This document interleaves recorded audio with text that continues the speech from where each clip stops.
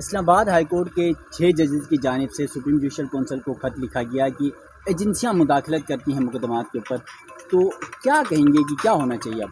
دیکھیں، جو انہوں نے تقاضا کیا ہے انہوں نے کھول کے رکھ دیا ہے۔ ہم پہلے دن سے یہی کہہ رہے تھے کہ یہ کیپچر ہو چکی ہیں، یہ اداروں پر قابض ہو چکے ہیں، عدلیہ کے ادارے پر بھی قابض ہو چکے ہیں، اور فیصلے جو ہیں یہ من پسند ہو رہے ہیں، ڈکٹیشن پر ہو رہے ہیں، جبری ہو رہے ہیں، بلڈوز کیے جا رہے ہیں، اور اس لیے انصاف کے تقاضے پورے نہیں کیے جا رہے۔ تو اس کا مطلب یہ ہوا کہ ہمارا وہ موقف کی تائید کر دی، اس خط نے ثابت کر دیا کہ جو ہے الیکشن یہ جتنے بھی ہے یہ عمران خان کے خلاف اور پاکستان تحریک انصاف کے خلاف جو بھی مقدمات ہیں اس میں وہ ان اثرات کے تحت فیصلے کیے جا رہے ہیں، انصاف کے تقاضوں کو جو ہے بالکل پورا نہیں کیا جا رہا۔ تو ہم یہی تقاضا کرتے ہیں۔ میں تو پہلے دن کہتا آیا کہ 9 مئی سے جو آرکیسٹرڈ قسم کا ایک بیانیہ بنایا گیا عمران خان کو ختم کرنے کے لیے اور عمران خان کی پارٹی کو جو ہے منہدم کرنے کے لیے، اس کا اور 9 فروری پر آپ کر جو منتج ہوتا ہے فارم 47 کی شکل میں جو نتائج کو تبدیل کر کے اور جیتے ہوئے عمران خان کی جس کی 2/3 آنے تھے، جس کو نشستیں اگر مخصوص ملتی تو 235 پر پہنچتے تھے، تو ان کی جگہ پر اسے جو ہے مارجنلائز کیا گیا، اور یہ آج تک وہ سلسلہ جاری و ساری ہے۔ سو ہم نے تو تقاضا کیا ہے کہ خدا را 45 سال اب مت لینا بھٹو کے قتل کو۔ آپ نے کہا کہ یہ مس ٹرائل تھا اور انصاف کے تقاضے پورے نہیں ہوئے۔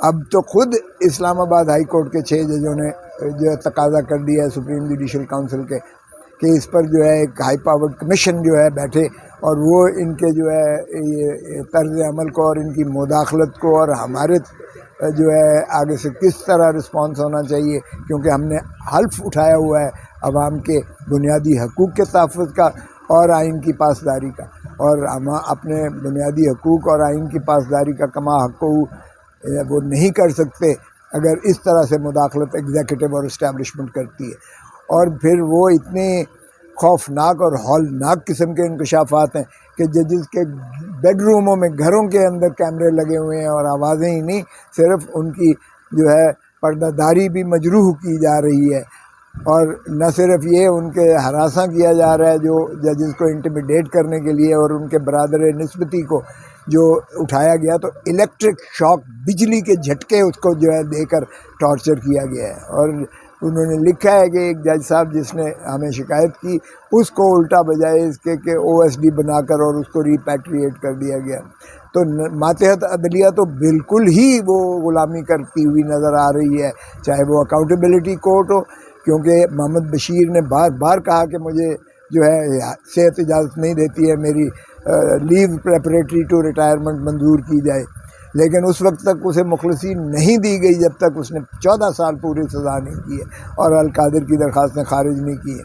تو ان اگر بیرونی اثرات کے تحت اس طرح سے انصاف کے پرخچے اڑائے جائیں اور عدالت ایک آئینی ڈھانچہ جو ہے ٹرائکوٹمی آف پاور، ایک عدلیہ کو جو ہے وہ منہدم کیا جائے اور تابع کیا جائے ایگزیکٹو کے اور اسٹیبلشمنٹ کے، تو پھر پاکستان کے آئین کی انحراف ہے، اور پھر آرٹیکل 6 میں ان کو جو ہے سزائیں ہونی چاہیے جو بھی اس میں مداخلت کر رہا ہے۔ تو میں تو ہم بحیثیت پارٹی بھی اس کا شدید تقاضا کرتے ہیں، مذمت بھی کرتے ہیں اس مداخلت کی جو بھی کی جا رہی ہے ایگزیکٹو کی طرف سے اور اسٹیبلشمنٹ کی طرف سے عدالتی نظام پر حائل اور حاوی ہونے کی، اور ساتھ ہی تقاضا کرتے ہیں کہ جو کمیشن انہوں نے مانگا ہے اس کو کمیشن کو بنایا جائے، اور یہ جو ہے تاکہ ریاست کو بحال کر دیا جائے، آئین کی بالادستی ہو، اور صحیح معنی میں عوام کو حق حکمرانی ملے، اور عدلیہ اپنے انصاف مہیا کرے، فراہم کرے لوگوں کو اور عوام کو بلا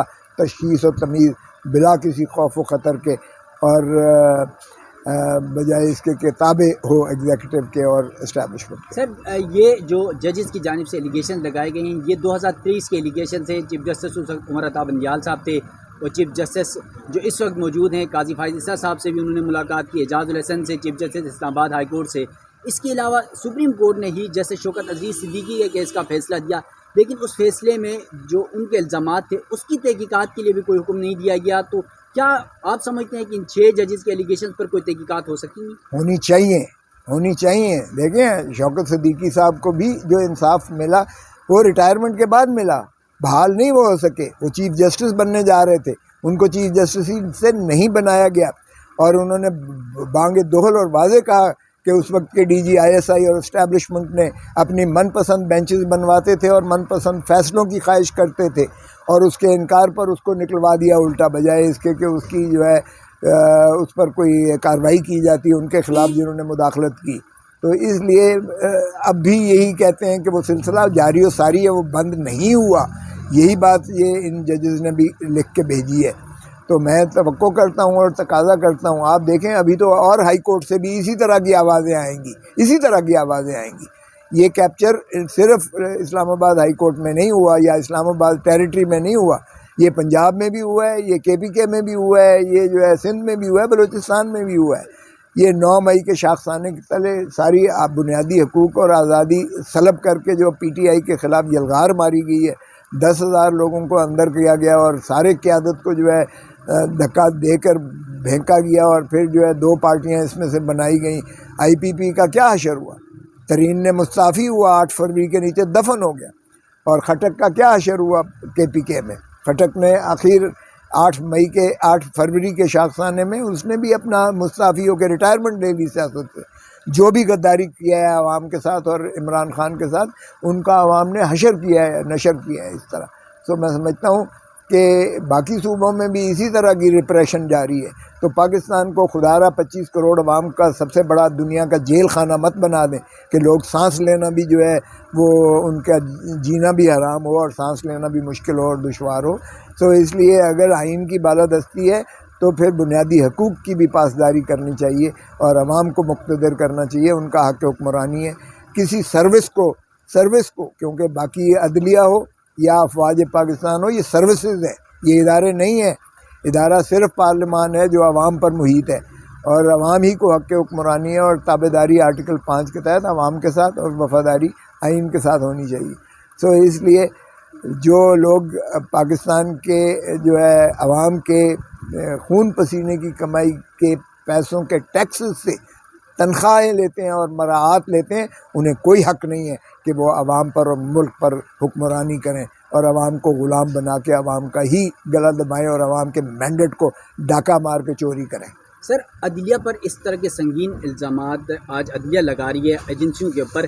پاکستان کے جو وکلاء ہیں, خاص طور پہ سپریم کورٹ بار اور پاکستان بار کونسل, وہ کہاں سوئی ہوئی ہے, وہ نظر نہیں آ رہی. آج شہباز کھوسہ میرے بیٹے نے, جو ایڈیشنل سیکرٹری ہے جس نے ہائیسٹ ووٹس لیے ہیں, اس نے اوپن لیٹر لکھا ہے اور اسی چیز کا تقاضا کیا ہے اس نے کہ جو ہے یہ کمیشن بھی بنے اور باریں جو ہے اس پہ کھڑے ہوں. باریں آپ دیکھیں گے پاکستان کی سارے باریں عدلیہ کی آزادی کے لیے, پھر عدلیہ کو غلامی سے آزاد کروانے کے لیے, پھر آئین پر عملداری کے لیے, اور جمہور کو اور ریاست کو بحال کرنے کے لیے پھر تحریک چلائیں گی. اگر اسی طرح کے انسٹیٹیوشنل کیپچر رہے تو یقیناً ہم لوگ دوبارہ ایک تحریک چلائیں گے, اور اس سے بھی زیادہ جو ہے بھرپور انداز سے تحریک چلائیں گے جو ہم نے پہلے ججز کی بحالی. سر, تو وہ جو پریس کانفرنسیں کرتے تھے صحافیوں کے ٹویٹس پر کہ ججز پر تنقید ہو رہی ہے, عدلیہ پر تنقید ہو رہی ہے, تو وہ وکلاء اور وہ بارز آج کہاں پر ہیں؟ اب یہ ان سے پوچھیں جو گماشتے بنے ہوئے ہیں اس اسٹیبلشمنٹ کے جو ہے یا اس حکومت کے جو اسٹیبلشمنٹ کی غلام ہے, کیونکہ حکومت کا پاس تو کچھ بھی نہیں ہے. شہباز شریف تو اپنا وزیر خارجہ بھی نہیں رکھ سکتا, شہباز شریف اپنا وزیر داخلہ بھی نہیں رکھ سکتا. جو ہے وہاں بلوچستان میں جو چیف منسٹر بنا ہے یہ پیپلز پارٹی کا کبھی تھا, سرفراز بگٹی. تو یہ سارا جو ہے جتنا کچھ ہے یہ سارا آپ کو سامنے ہی ہے کہ یہ جو ہے حکومت کے پاس کچھ بھی نہیں ہے.